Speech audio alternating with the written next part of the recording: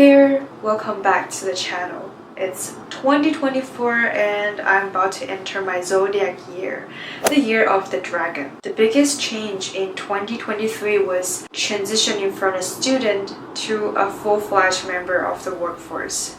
Conversations shifted from school gossip and fun times with friends to adulting discussions like buying houses, children, and marriage with colleagues.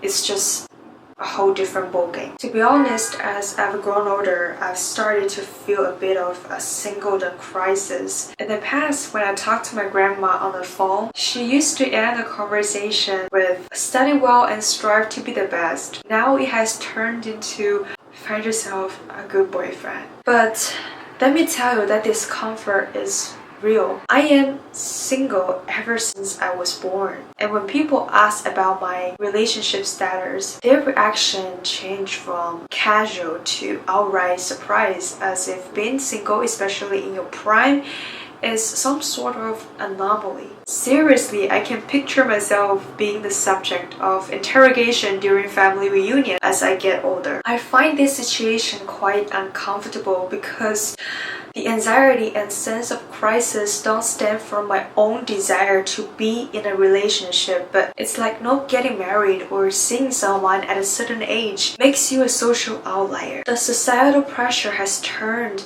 finding a partner into a mission. I often hear statements like, hurry up, or the good ones will be taken and you will be the leftover one. It's just like a supermarket sale, But honestly, what bugs me the most is when people jump to conclusions directly when they hear I'm still single, assuming I'm too picky or my standards are too high. Then comes the advice. Don't set your standards so high, dear. They make it sound like it's my fault to be single, which is ridiculous. Why can't I be happily single by choice? I believe the purpose and outcome of finding a partner must be 1 + 1 larger than 2. It should be mutual growth and happiness, not ticking off some checklist. The phrase fall in love strikes me as so beautiful. I was mesmerized by the verb fall because you're not planning or determined to love someone. More often than not, it happened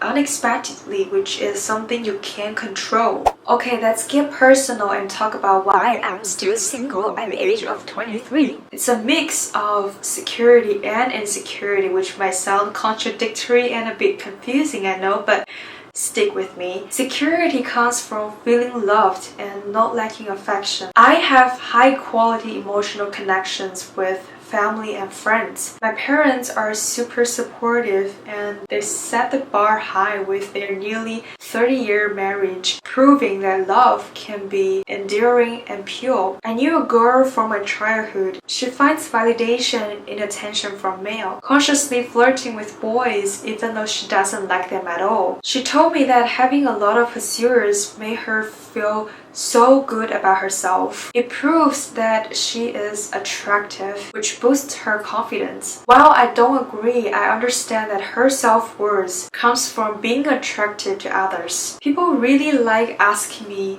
what's your ideal type? I don't have a concrete checklist for an ideal partner. Personality, appearance, or family background? Nothing. If there is really someone, I know he must resonate with me, truly understand me, because being an INFJ, I know what a soulmate looks like, making it challenging to settle for anything less. Knowing that I'm loved by so many people around me brings me a strong sense of security and fulfillment. On the other hand, insecurity stems from my fear of entering a relationship. During my adolescence, I was a bit overweight and not knowing how to dress made me somewhat self-conscious. Some classmates made critical remarks, possibly unintentionally, but it left a deep impact on me to the point where I would question why anyone in the world would like me. Back then, I even believed romantic relationship was a privilege for the good-looking. Therefore, the fear of vulnerability became my shield, protecting me from